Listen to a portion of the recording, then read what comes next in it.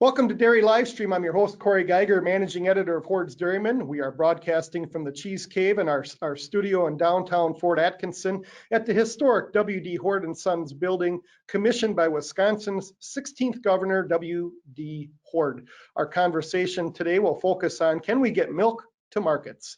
I'm so pleased to have four outstanding thought leaders who understand milk movement and trucking matters across this great nation. As a reminder to everyone in our audience, this webcast will be available on our Hoard's Dairyman YouTube channel 24 hours after the live event. Dairy Livestream is also available anywhere you listen to podcasts, including Apple Podcasts, Spotify, and Google Podcasts. Search for Dairy Livestream from the convenience of your smartphone to download it. As you hear from our panelists, please submit your questions into the GoToWebinar question panel. The earlier you ask a question, the more likely it will get asked on the air. Let's get rolling with the conversation. Can we get milk to markets? Before we hear from Jeff Sims, let's go to a poll question. What state has the largest milk surplus? California, Idaho, Ohio, or Wisconsin? So we'll go ahead and give our audience a couple 5 to 10 seconds to go ahead and answer that question. And when we measure milk surplus, that's adding up all the pounds of milk and comparing it to the number of people in that state. So that's the math there. And so we are we're approaching the 2/3 mark. So let's go ahead and see what the audience thinks. And the correct answer is Wisconsin. Now, Idaho and California are right behind Wisconsin. Those three states are all bundled together. They're very large milk surplus states. We welcome Jeff Sims to Dairy Livestream. Jeff is a manager who specializes in logistics for Lone Star Milk Producers, which is the nation's 14th largest dairy co-op based in our soon-to-be-released top 50 co-op list that'll come out in our September 25th edition. Jeff has a great deal of experience moving milk from the Texas Panhandle to urban centers such as Austin and Houston and beyond to the southeastern states. In addition, Jeff has garnered deep insight working with the Dairy Cooperative Marketing Association, or DCMA, which is a marketing agency in common that markets milk with a number of other dairy co-ops in the Appalachian, Florida, and Southeast orders. Jeff, let's delve into how serving Class 1 markets has become a bit more challenging in recent years. Absolutely. Thank you for the invitation. This is a topic that is near and dear to all of us as we try to get milk to our customers. The question is, can we get milk to markets? The easy answer is, if there's enough money, sure. We'll get the trucks and we'll get the fuel and we'll get the drivers. But the better question is, will we? And I guess I'm going to start with a bit of a cautionary tale and a little bit of where we sit in the marketplace today. Dairy is kind of defined, at least it's grown this way, that the hard product manufacturing tends to kind of cluster toward the milk, and the Class 1 processing clusters toward the people in the big cities. And there's a lot of places in the country, the Southwest and Southeast particularly, where the people are a very long way away from the cows. And so we create some extremely long hauls to supply these Class 1 markets. It's in fact, in some places now it's become a question of not, the desire to serve Class 1. It's that Class 1 has become an outlet for milk that doesn't have space in manufacturing. That's kind of backwards to the world that we've all been trained to live in, where you serve Class 1 first. But that's a rather odd circumstance where if the manufacturing ever catches up with the milk supply in some places, it's going to be much more difficult for the Class 1 plants to get a supply, because it's simply so far away, like 600 miles across Texas from the Panhandle to Houston.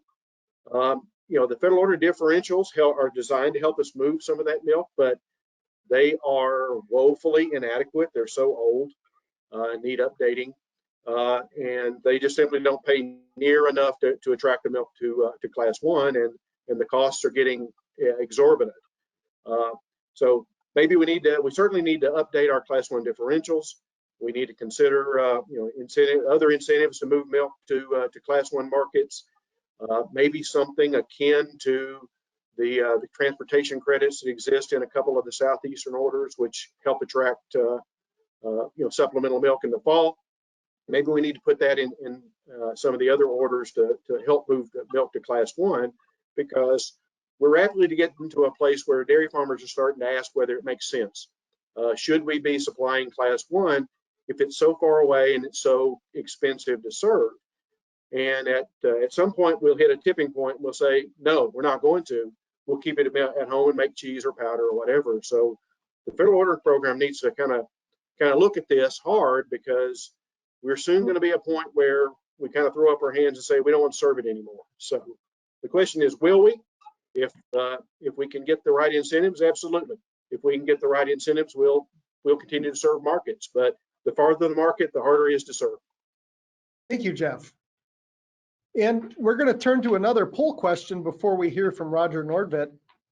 The question is this: what state has the largest milk deficit? And it's by a considerable margin. So go ahead.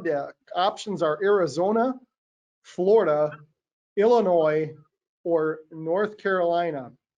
And the answer of this question was embedded a little bit in what Jeff's opening comments were here. So we'll give everybody about 5 more seconds to go ahead and answer that question. And there's a state that's leading by a wide margin, which means many of you are getting it right. So let's go ahead and see this poll question results there. And 81% of you said Florida, and that is indeed the correct answer. The next most milk deficit state is Illinois, and then North Carolina. And obviously Illinois gets served by Wisconsin, but that is the ranking of those. We welcome Roger to our dairy live stream. He has 4+ decades experience moving milk. After serving as director for Land O'Lakes for nearly 39 years, and then as executive vice president for Lawrence Milk Services for 4 years, Roger moved from the upper Midwest to Florida, where he became director of transportation and logistics for Southeast Milk, the nation's number 19 ranked co-op based on milk volume and headquartered in Belleville, Florida. Roger, you have a lot of experience moving milk, and you have in 2 completely different milk sheds. What's shifted in your mind in recent years? I think the big shift that we've seen, there's a couple of them, is all the electronic data that we have to put in the trucks now to comply with regulations, but also the size and capacity that the trucks have. You're trying to get the largest capacity or the largest load, legal load that you can to the market. Upper Midwest, they're still using the multi-axle straight trucks, 6-7 axle straight trucks. They're a massive maintenance nightmare for anybody that's using those. Down in the southeast and the east and west, I know they went to tractor trailers several years ago. All these areas are going. Florida, for example, we just started putting in 8,000 gallon tankers there a little over a year ago, and to cut down on mileage to get more milk per load. And so those, you're trying to get larger equipment. In addition to all that, we've had the issues with the driver pay. That's all across the country. Age, our drivers down in SMI before I retired with 55 years for our driver fleet. That's not very young on the backside of that. And so we've had incentives. You took driver bonuses for sign-on bonus. We thought we were doing great, $5,000 sign bonus. I went down the road 2 weeks after we announced it. There was a truck in front of me, a reefer truck, $10,000 sign-on bonus. So you think you got it, you don't. The other thing is the dairy driver, the milk hauler that picks up off the farm, it's a lot of work. We see a lot of drivers, young drivers coming into us for maybe 6 months to a year to get some miles under them. They leave us to go to the cross docks that work Monday through Friday. They'd have the holidays off, and obviously in the dairy industry, you work 7 days a week, 365 days. So all those things are coming at us and multiplying. Driver shortages, I mean, and pay. I can remember for the 40 years that I was almost up in 39 years up in Land O'Lakes that a top driver would be at about $70,000. Now, it's not unusual for a driver to be over six figures just doing his daily job. So that has changed tremendously. You're talking, you know, the larger farms. We have issues with some of the larger farms. They go and for example, they milk 25 loads a day out of them. You got to have extra trailers in there in the southeast. That was the first of my deal, that there's no live unloads. It's all drop and hook most of the places. So you don't have one trailer to one truck. You got to have 3+ trailers to make that load. So that 25 load a day farm is well over 50 trailers. And that cost isn't getting put into the producer's check. It's being taken out of everybody's check. So, you know, you got all those dynamics coming so fast now that it's really, really hard to keep track of and keep up with. Thank you, Roger.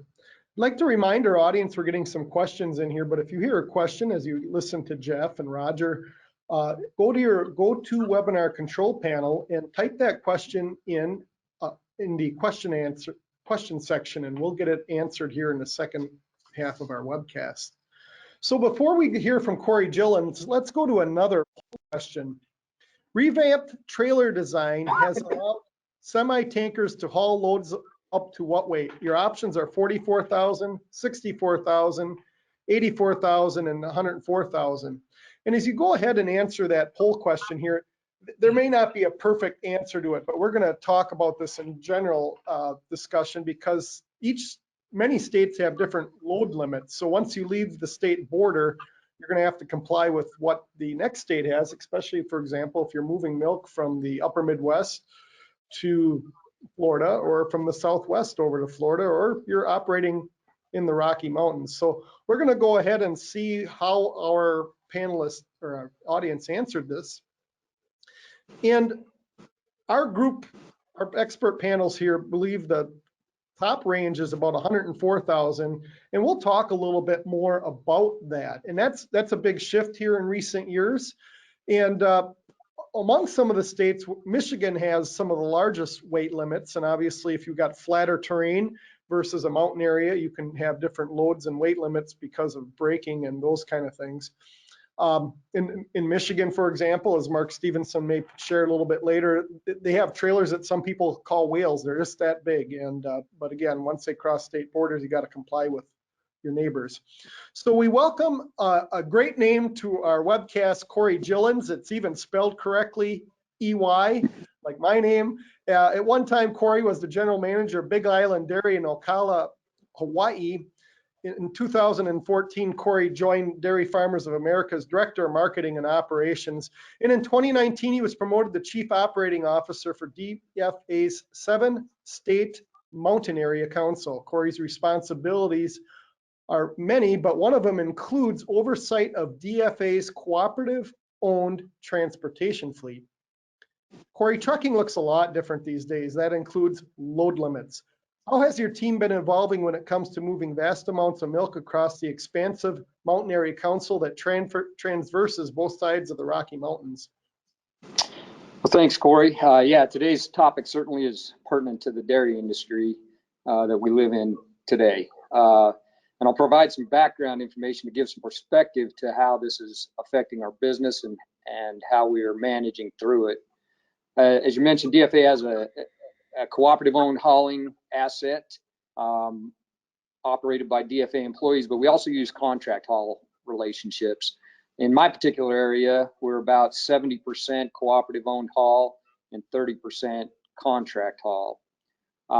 Milk movement from farms to plants has always been somewhat fluid, as there's a variation in the production at the farm level and changes in the volumes needed at plants, and that requires loads to be cut or added, generally on a daily basis and many times with very little notice.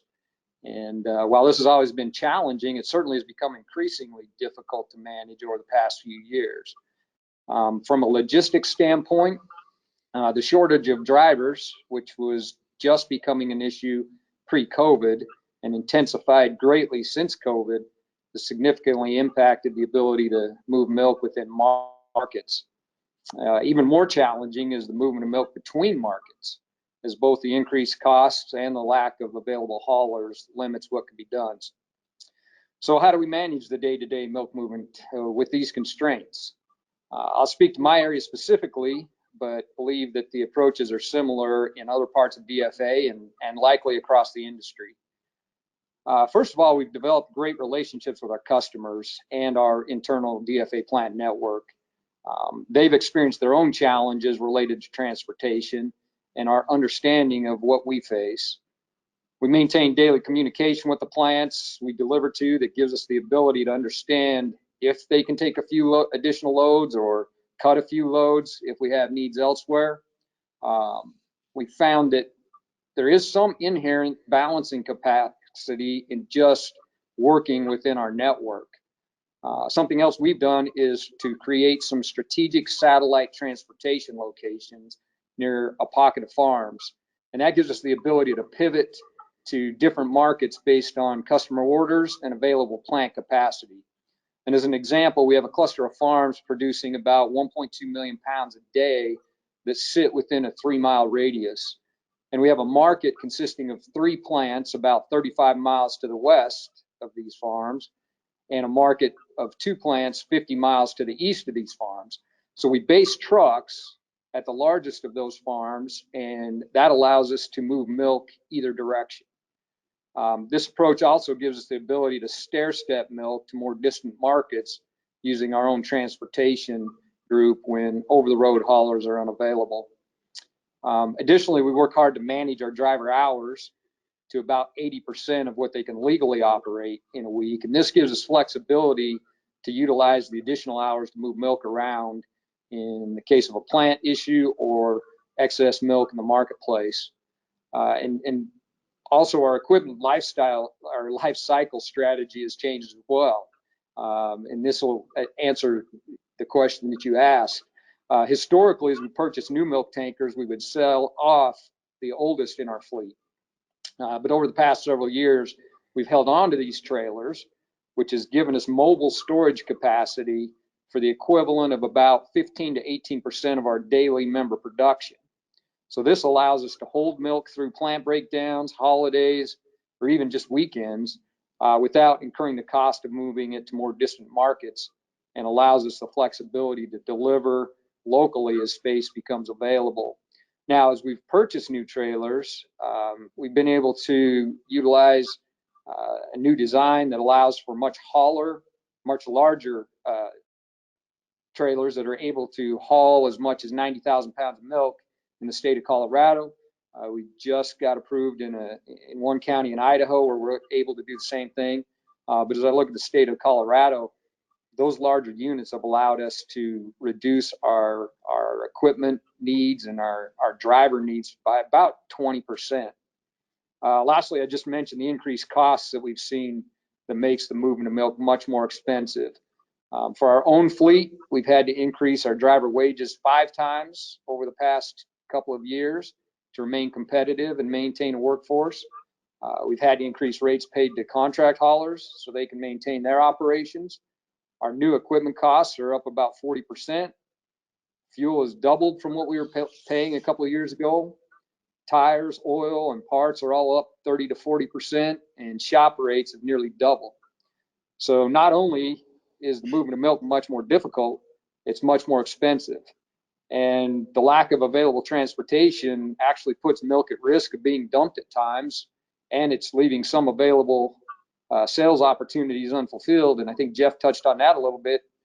Maybe it's not so much today, but it's certainly coming. You know, Corey, when I was hearing you talk about your receiving stations or those clusters in some pockets to better serve markets, it's almost, Mark Stephenson, it's almost like some of the receiving stations that might have been in the 60s or 70s in the upper Midwest and other parts of the country to some regard. Is that true? Yes. Mark? Yeah, no, absolutely. But the industry is changing a lot, and you know we're trying to keep up with the economic pressures that are pushing it into different kinds of organization. So true. We got questions coming in. A reminder to our audience: if you got a question, go ahead and go to webinar control panel, type in that question. We'll get those answered on the air. And before we hear from Mark Stephenson, let's go to our final poll question. Outside of the Southeast, when were Class 1 differentials last updated? So 2000, 2005, 2015, and 2020. And as you answer that poll question, those differentials in the southeast part of the country were last updated or revised in 2008. So that might tip your hat a little bit to the answer to this question. And as discussions continue about federal order modernization or updates, this is a center topic for sure. So let's go see what the audience answered here. And 58% of you got the correct answer. 58% happened in 2000. So that was the last time major differential changes were made. And we welcome back University of Wisconsin's Mark Stephenson. Mark, as you point out in your September 10 Milk Check Outlook article, supply has changed, demand has changed, costs of transportation have changed in the intervening 20 years since those numbers were come about. And it's hard to imagine that differentials won't be part of that discussion as federal order reform changes take place. What are your thoughts? How can we better handle milk? Jeff posed the question earlier on, you know, do our farmers in a certain area want to haul that milk all that way? And does it even economically make sense anymore? Those are big questions. No, thank you, Corey. They are great questions and questions that we have to certainly be addressing. I was interested when Corey Gillins was saying that he spent a fair amount of time in Hawaii with the dairy industry there. We still produce milk in all 50 states, but NASS does not report the data from Hawaii or Alaska anymore because there are simply too few producers to do that and keep the data anonymous.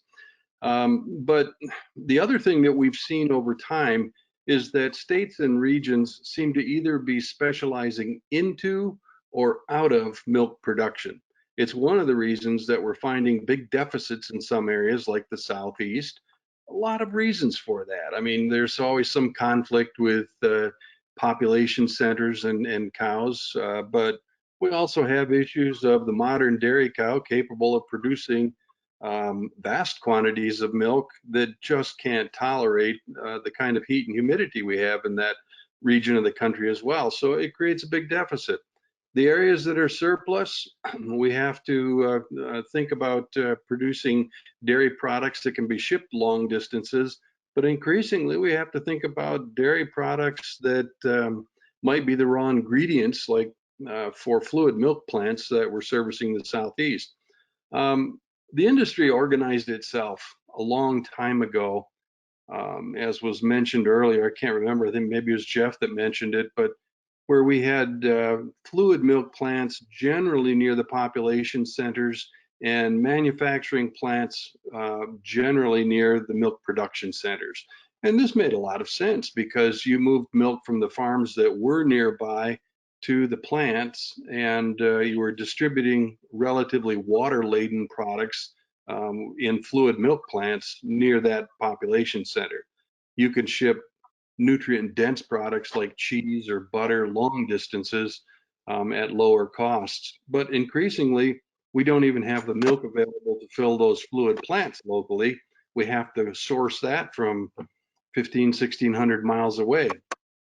So that makes a different kind of incentive structure that's needed than we've had in the past. And, you know, Class 1 differentials were always meant not to cover the costs of transportation, but to encourage milk to move in the directions which it was most needed.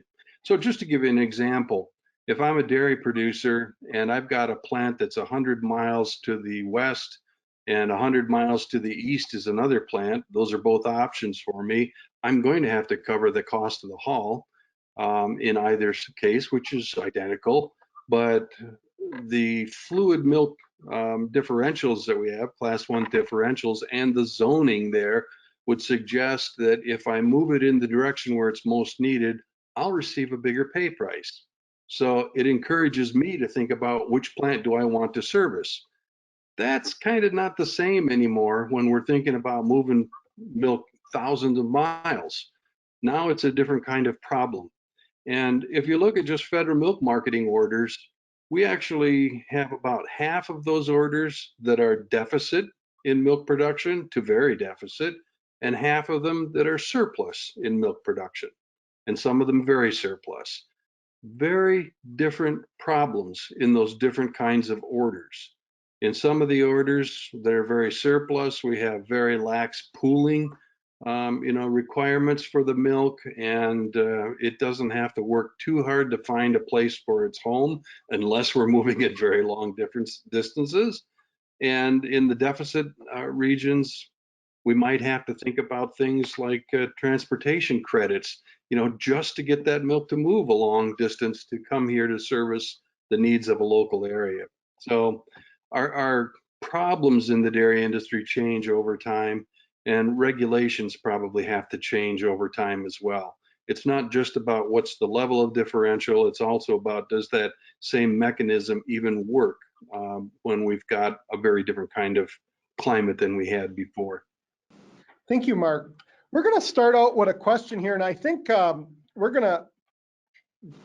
it'd be good to have Jeff, Corey, and Roger all respond to it, because it's a very thoughtful question.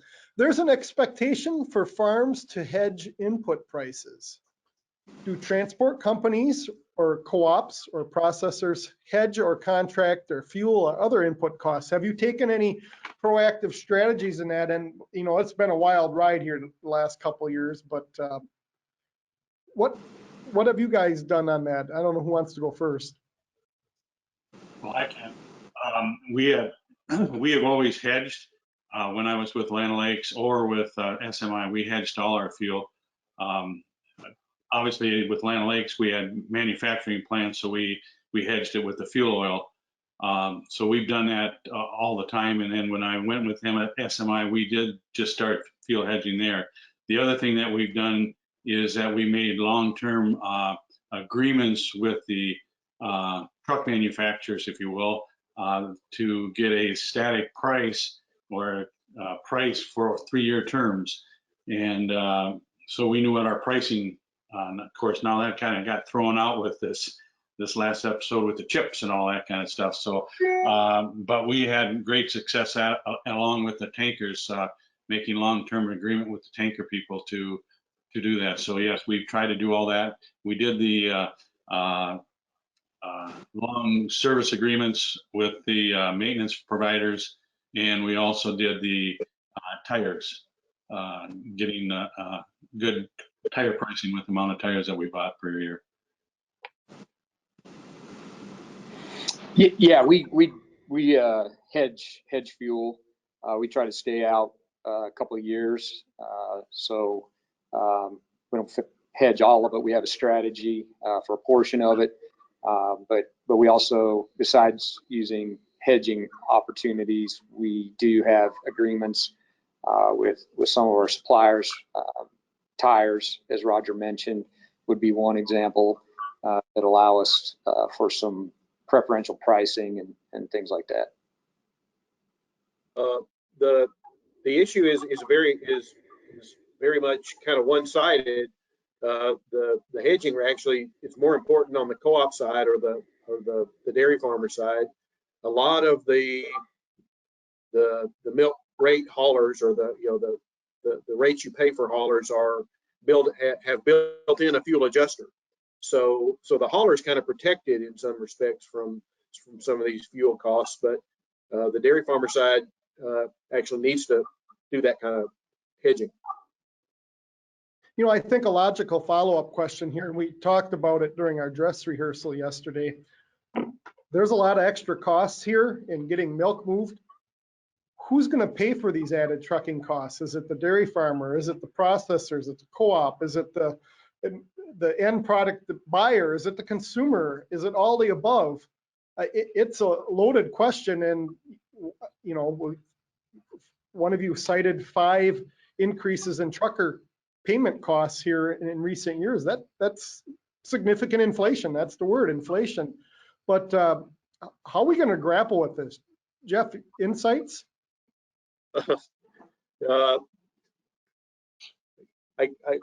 that you get a different answer if you ask who will and who should, right? The truth is that, you know, dairy farmers do, in some respects, not some respects, they do, period, subsidize some of the cost of getting milk to distant markets, because the federal order prices don't pay enough, and the overorder prices generally aren't enough to make that full movement. The truth is, over time, consumers eventually going to have to bear that, or you're going to have, you got a societal question, right? That who pays, and somebody is going to have to pay, and it shouldn't necessarily be dairy farmers. They should not subsidize consumers. They should not subsidize, you know, fluid milk plants. Those two, you know, the end customers or the intermediate customers, they need to pay what it takes to get it, and that may mean restructuring the industry in terms of where product comes from and where it gets delivered to and how all that works. But at the end of the day, you know, dairy farmers can only subsidize it so much. You know, so at the end, you know, the consumer eventually is going to have to pay more than they pay now if we can't find a way to cut the costs, which I don't think we're going to. Mark, I think we're going to turn this question to you, and maybe Roger wants to chime in, or anyone can. Servicing Class 1 markets, servicing institutions, servicing schools, think of that as a theme. And one of our audience members says, is UHT milk an option to make sure milk is on store shelves, or will U.S. consumers not accept UHT milk? It may be an answer to, instead of moving raw milk in tankers, we might have a little longer shelf life product. Mark? No, UHT milk is a possibility, but you know, it has to come down to a couple of different things. One is consumer acceptance. It is a product that's a little bit different. It has been widely adopted in other parts of the world. It does help with some of the storage problems. In Europe, you know, where you have a relatively small refrigerator, you're not putting gallons of milk in there like we do here at home. You know, you have UHT packages on the shelves of your pantry, and you know, you can refrigerate that as needed. But they're more expensive. The packaging is more expensive, and when you get down to saying who's going to hold the inventory, if you're asking the consumer to do that, then you know, they have to have some reason for wanting to do it. I think it becomes more problematic when you're talking about UHT for school supplies. That is a place where contracts are negotiated down to fractions of a penny. And, you know, if you're talking about a more expensive package there just to avoid refrigeration, then I'm not sure that that's going to be an easy sell. It may be a long-term solution, but it's not an easy sell. So I think UHT can be part of the question. I think the bigger question is whether or not we can get to packages that can hold up to longer distance transportation. And if that's a possibility for us, then maybe the industry further reorganizes to where we aren't bringing raw milk down to a southeast and a long distance haul with an empty backhaul. If you're taking packaged milk down, whether it's UHT or otherwise, if the package survives well and you don't have a lot of damaged goods on the way, then the probability of getting a backhaul with a reefer van is much higher than it is in a tanker truck. That reduces long distance costs of transportation. We have trucking issues that we've been talking about, and another audience member brings this up. Detention time at processors seems to be on the rise. So if we talk about exporting dairy products, you know, truckers there are waiting to unload or load, but this is also happening at our processing plants. What is everyone doing to curb this and help keep haulers on the road moving milk? That's one of the reasons why we did the Southeast did the drop and hook, but still, if you got to get the thing cleaned and washed in those plants. You lose the drivers. That's the part of it. When they sit there 10 to 15 hours at a processing plant, they aren't making money. and all they're thinking about is losing that money, and next thing you know, they're gone. So it's different tactics. I know in the upper Midwest, everything is live unload. You come in, first come, first serve, and that goes quite well up there. But as you get in certain other areas of the country, that it just doesn't work. And we tried everything, and the only thing that the drop and hook does, it does increase the cost to the membership, because you're going to have more equipment tied up. Our experience has been good with drop and hook as a logistical tool. You almost start thinking about those drop yards as inventory management spots, as opposed to a place you're parking loads. You're actually trying to you're managing your inventory at the drop yards near the plants, and then you have someone shuttle them over. But Roger's correct. You still got to get the things washed, but you can build up a little inventory of trailers. And again, you're right. It increases the number of trailers you need. But we've had good success because it lets the overload guys do over the road stuff, and lets a short haul guy do back and forth between the drop yard and the plant. It helps us manage the inventory some. It takes a little more watching, but we've had pretty good success. Can I pose an uncomfortable question maybe to the group? That might be that, for a drop and hook, you got to fill a trailer load. And that's what, 500 cows you're going to have something like that as a minimum herd size, something close to it. That means in some parts of the country where there are much smaller herds than that, that's not really a great option. Yeah, Mark, I'd like to go back and answer the first question first. Some things we've done is we're utilizing slip seating at plants. We feel like it's easier today to have access to equipment than it is to have access to drivers. So we're trying to utilize our drivers the most efficient way we can, and using the equipment to be what's sitting at a plant. We also have scheduled delivery times at plants, and we share, because we're on a mobile manifest system. We have data available. We can share with plants every day on how well we hit our delivery times and how well they did in unloading the trucks, and we use that as KPIs with each of our plants. And that's been very effective for us. But yeah, Mark, to answer your question, that is a challenge that we have going forward. Can you pick up milk at farms, put together a load in a convenient way, or not? I know in the upper Midwest, that issue isn't much of an issue there. You pick them up, you can get 4, 5, 6 stops on a load, and you get to your plant at destination, and they usually don't have a unloading issue up in those plants. The issue that you got up in the upper Midwest is what Corey had mentioned earlier, driver availability. There are just not a lot of drivers, and I know that a few of the older contract haulers up in the upper Midwest have just said, I'm done. And the processors or the buyers of the milk have been scrambling like crazy trying to find somebody to pick them up, because there just isn't anybody wanting to be a milk hauler out there anymore.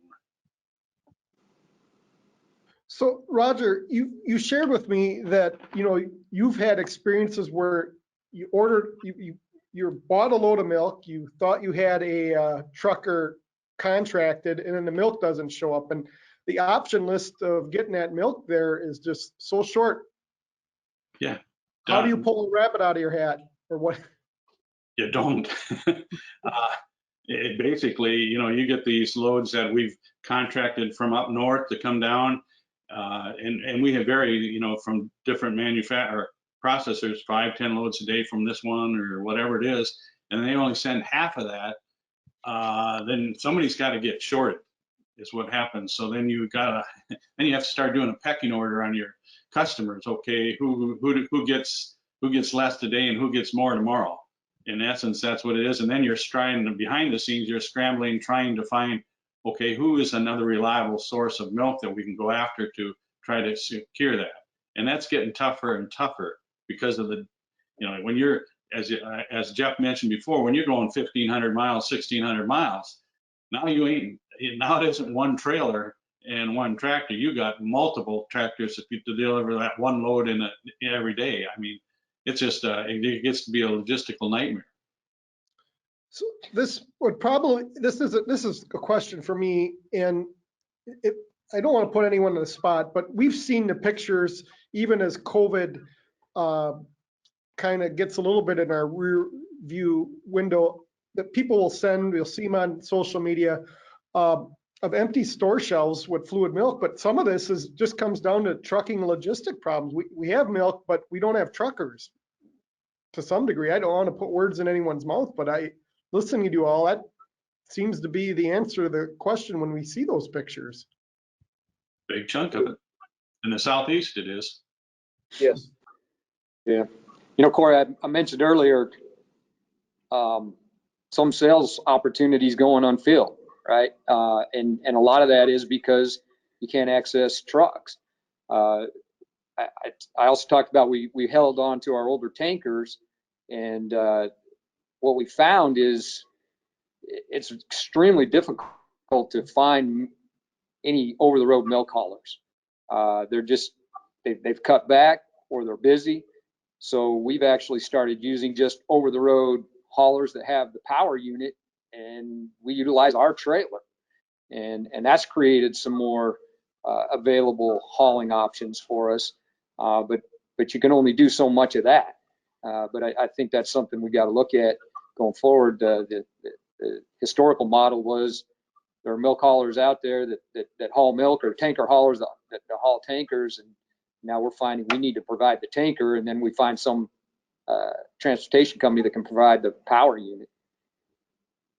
Lone Star Milk Producers, we own our own fleet of tankers, and most of the milk that is hauled for us is hauled on our tankers. So the hauler only has to provide the power unit. We provide the tanker, and that's been a benefit. It's expensive, extremely expensive, but it gives you some more flexibility. Mark, I'm going to circle this question back to you. It comes from a person who works in milk marketing in the Northeast, and the question reads like this: should manufacturing milk pay a differential? Otherwise, why should federal order pools share in differentials on Class 1 when they have the ability to choose when and if they participate in the pool? Yeah, this is certainly a controversial question. We've talked about this in the past. I mean, our group has done work looking at the value of milk spatially any number of times. The focus, of course, has always been Class 1, and yet we recognize from the work that we've done that there certainly is a price surface to other classes of milk. So cheese plants, for example, have a different value for milk on the West Coast than they do on the East Coast. It is a gradient to get that cheese product from west to east, and that doesn't come for free either. But we tend to get that buried in there. So, again, part of what we're dealing with, I think, with the federal order system is basic machinery and mechanism that was constructed under a very different kind of dairy industry than we have today. We've still are keeping it ragtag together, but it's increasingly becoming difficult to do this without celebrating some of the other differences that we do have. One of them may be that we have to start to think about differentials for manufacturing milk products over time too. That would probably keep some more milk available or in the pool, particularly in those surplus states where the manufacturing milk prices would be lower.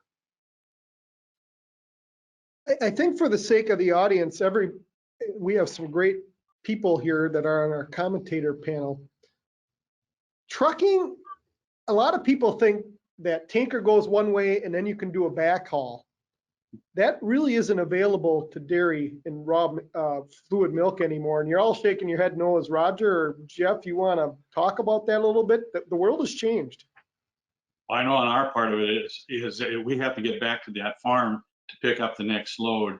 And if you're hauling it 50, 80, 200 miles to the processing plant, you got to get back so that producer doesn't have to dump or stop milking. And usually in our area, that whether you're going to haul a condensed cream or condensed skim or something, well, now you're not coming back to Florida. You're heading further to the west or to the north, and so you're going the wrong way for us. Jeff and Corey probably have a little different circumstances. Actually, no. The circumstance is identical. That trailer fleets are so tight that you really can't afford to put extra miles by going some circuitous route back home with a load. Plus, you can't haul anything other than a dairy product on a tanker. You can't haul orange juice, frozen orange juice, or whatever. So your backhaul opportunities are limited to, say, condensed and cream. And Roger's exactly right. You've got to get back, and you've got that trailer's got a certain amount of hours on it until it needs to be at the next farm, and you can't afford to put extra miles on it. You got to get it back to to pick up the next farm. Yeah, what we found in the West is whether it's cream, condensed, raw milk, everything's moving west to east. And so whatever you haul that direction, they're really not dairy products, liquid dairy products moving east to west. And so that eliminates really any opportunity for a backhaul. This next question was the very first asked here, and I'm going to ask it as it's written, and I'm going to try to answer it with a little bit of from the dairy cow's perspective, and then if any of our commentators want to add to it. I find it interesting that the topic question is posed as getting milk to markets instead of asking the question of why not generate or produce more milk in deficit areas to begin with and have to rely less on high fuel and expensive freight. It seems backwards thinking. Why pay the freight when you can offer the credits and pay locally? We could change milk pricing to entice that a little bit more, but what's happened in the Southeast in particular, it's hot, it's humid, cows are producing more, they got to dissipate heat, and it's just not a cow-friendly environment. And the flip side, years ago, I was on a trade mission with the U.S. Dairy Export Council to Vietnam. You get off the plane, and cows need to be cooled at some point during the day. That engine, their internal rumen, that it's a furnace really. It's a bacteria burning furnace, and at some point it has to cool down. Cows can deal with heat if they can get rid of the humidity, but once you put that double factor in there, it's tough. So it's a very good question that our audience member posed, but the trajectory has been pretty constant over the decades. Mark, or anyone, you want to tackle that any further? Well, you're right from the standpoint of cow comfort, but it gets to be a bigger issue too. By the time you start to lose milk in some of these regions, you begin to lose the infrastructure that's required to support the milk. So, for example, how far do you have to go to find a milking equipment dealer if your vacuum pump goes down? That gets to be more and more expensive to produce milk in those areas as those kind of things begin to fold too. So, it's a domino effect. When you can't support the basic cow unit easily, I mean, I suppose we could put air conditioners in barns, but that's expensive too. And you can only go so far with misters when it's really humid out. And you bring up infrastructure, and that's so important. So Roger talks about dropping hook and load. I'm not using the right term, but he can correct me. And then you have regions like Pennsylvania, New York, and Wisconsin, and the upper Midwest that you can do 5 or 6 live loads of milk because the haul to the plant is a bit shorter, and there's still density of farms. I mean, those are some of the factors that come into play as well. And is that not correct, Roger? Oh, absolutely.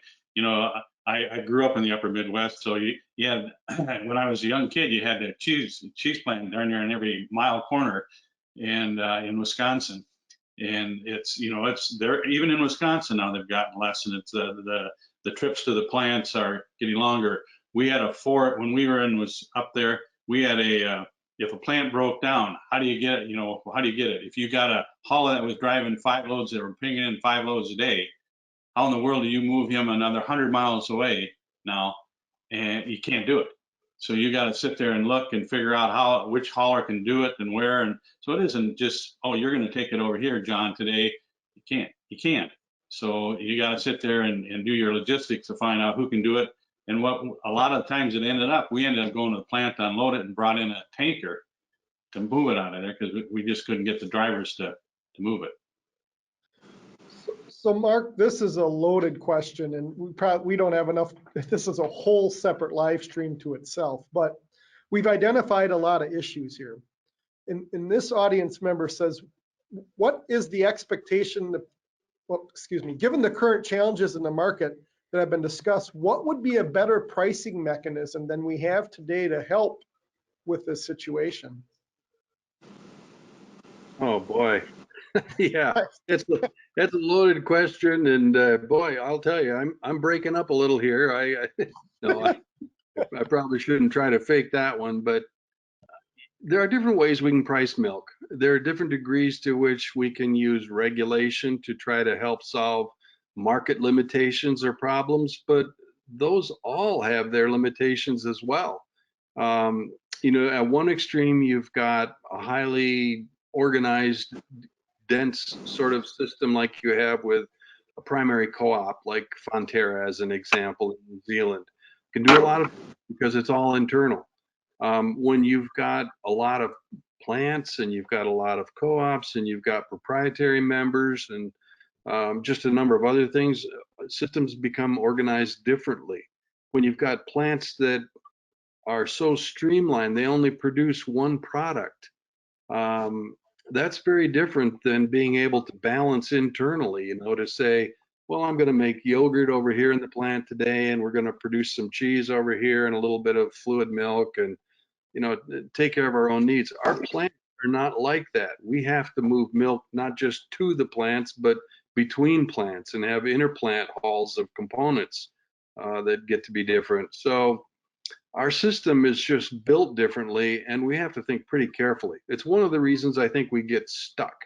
You know, we all talk about it doesn't work like it should, but how do we fix it? It's not an easy question.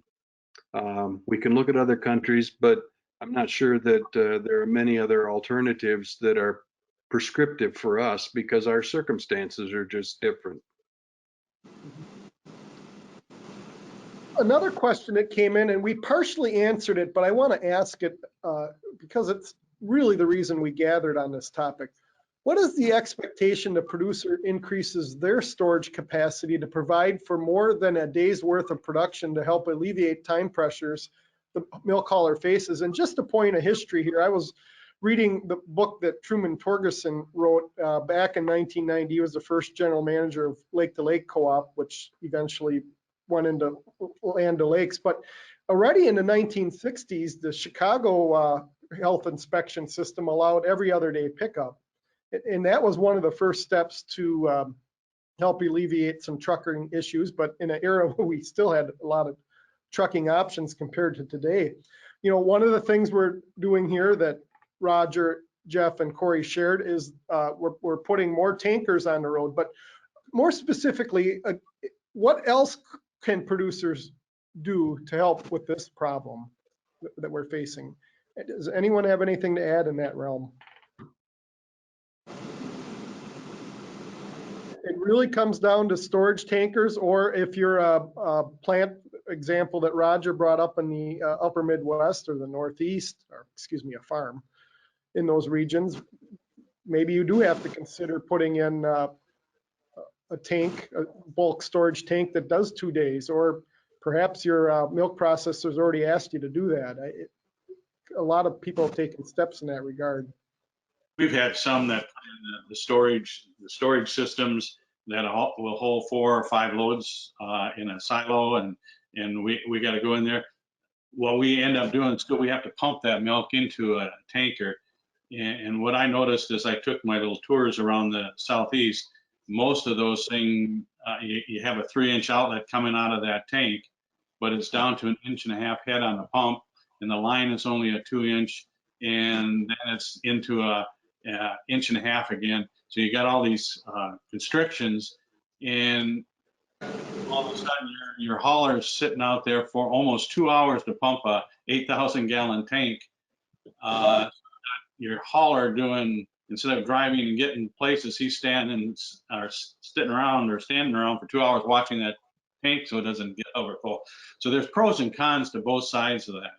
If you set it up right, yeah, you can do it quick, but you're still going to have the driver loading it and sampling it and as you go through it. I'd say at the end of the day, more storage capacity never hurts. But if I look at a 10 load a day farm that has a couple of silos that each hold 3 loads, so they don't even have one day's capacity. But if they doubled that, the milk still has to leave the farm. It still has to find a home at some point. And so what we found is more storage capacity, while it may get you through a hiccup, long term, it's not really a solution, because you still have to find a home for that milk every day, and you have to get it to a home. And what will happen is that doesn't become excess storage capacity. It just gets filled up, and now you're just that many loads behind. I agree completely with Corey that more storage is better, and more storage at plants is better. But once a hiccup occurs, all you've done is delayed your problem to some number of hours. You haven't solved the problem with more storage. You've only delayed having to answer it. Right. And, within the system, over the last several years, we've had a little bit of buffer that's happened as a result of fluid milk plants. A lot of them had processed 5 or 6 days a week, which meant, a weekend you didn't take milk there. And that was always something that had to be planned on for logistics. Where do you move the milk to? But many of those plants have been enticed to put up storage and at least accept milk over the weekend, even if they aren't processing it. So that's been helpful too. Well, thank you. That was a great discussion. We had a robust group of questions. Our next dairy live stream, Can U.S. Dairy Exports Keep Growing?, will air on Wednesday, September 14th at 11 a.m. Central Daylight Time, and will be archived on the Hoard's Dairyman YouTube and our podcast channels the very next day. We look forward to seeing you then. On behalf of Jeff Sims, Roger Nordtvedt, Corey Gillins, Mark Stephenson, I'm Corey Geiger, your host. Thank you for joining us today. We wish you all a good day. Goodbye, everyone.